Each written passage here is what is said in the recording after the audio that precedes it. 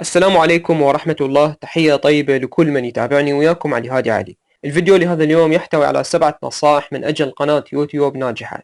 حتى تكون قناتك ناجحة ويتم مشاهدتها من قبل كثير من الأشخاص لازم تطبق بعض الأمور.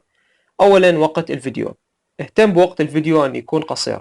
صحيح بعض الفيديوهات تحكم عليك أن يكون وقتها طويل، لكن قدر المستطاع حاول أن تقلل من وقت الفيديو حتى المشاهد ما يشعر بالملل، وانطي الفكرة الأساسية للفيديو بأقل وقت. النقطة الثانية، معلومات الفيديو. ومثل ما نعرف أنه كل فيديو يحتوي على مجموعة من التفاصيل، مثلا اسم الفيديو، وصف الفيديو، والكلمات المفتاحية. بالنسبة لاسم الفيديو، حاول أن يكون اسم الفيديو مطابق لمحتوى الفيديو وينطي الفكرة الأساسية لهذا الفيديو، يعني الاسم يكون مناسب. وصف الفيديو يحتوي على كافة التفاصيل اللي تريد تضيفها بالفيديو، أو التفاصيل اللي ما ذكرتها بالفيديو اكتبها في الوصف، مثلا روابط أو معلومات عامة. الكلمات المفتاحية، كثير من الأشخاص ما يهتم لهذه الكلمات، وهذه الكلمات تساعد بانتشار الفيديو من خلال محركات البحث. فأي شخص من يقوم بالبحث على أي كلمة، مثلا أريد أنزل فيديو على الأردوينو لمشروع فتح الباب من خلال القفل، فبالكلمات المفتاحية أكتب أردوينو، أكتب قفل إلكتروني. أي شخص يبحث على أردوينو راح الفيديو مالتي يظهر له، بالتالي راح يزيد انتشاره. فاهتم بالتفاصيل الثلاثة: اسم الفيديو، وصف الفيديو، والكلمات المفتاحية. وبالنسبة للنقطة الثالثة، الصورة المصغرة للفيديو.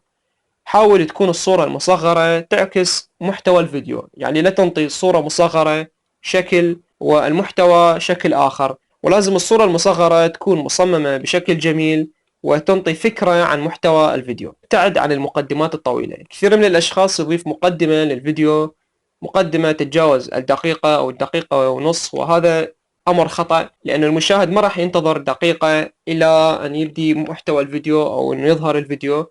ابتعد عن المقدمات. حاول تكون المقدمات قصيرة جدا. شخصيا أفضل أن تبدي بالفيديو بشكل مباشر، أو أن تضيف مقدمة ما تتجاوز ال 15 ثانية. خامسا، نظم الحلقات بقوائم تشغيل.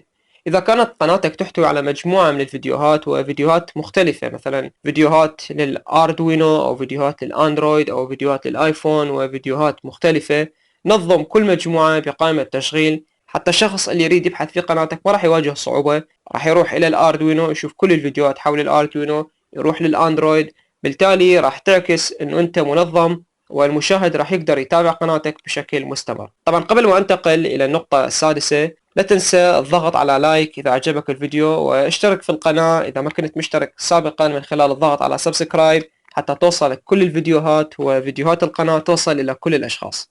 النقطة السادسة، إحصائيات القناة. كثير من الأشخاص ما يهتم إلى إحصائيات القناة.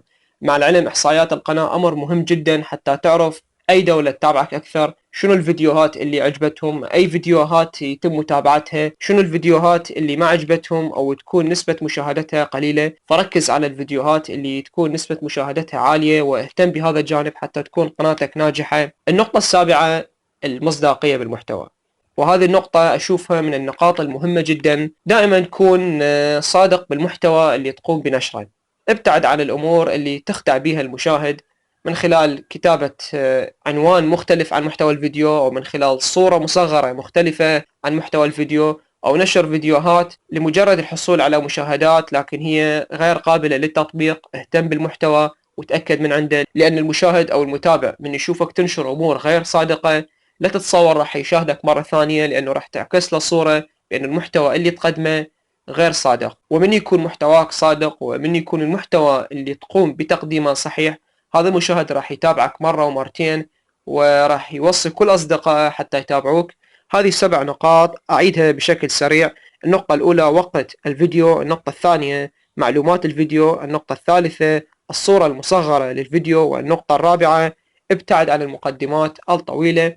النقطة الخامسة، نظم الحلقات بقوائم تشغيل. النقطة السادسة، اهتم بإحصائيات القناة. والنقطة السابعة والأخيرة، المصداقية بالمحتوى. وبنهاية هذا الفيديو إن شاء الله يكون واضح للجميع. وإذا كان عندكم أي سؤال أو استفسار بإمكانكم مراسلتي، وممكن تراجعون الفيديوهات السابقة اللي موجودة في القناة. لا تنسى اشترك في القناة إذا ما كنت مشترك من خلال الضغط على اشتراك سبسكرايب، واضغط على إعجاب حتى يوصل الفيديو إلى أكبر عدد من الأشخاص. وفي الختام لا يسعني القول إلا السلام، والسلام عليكم ورحمة الله.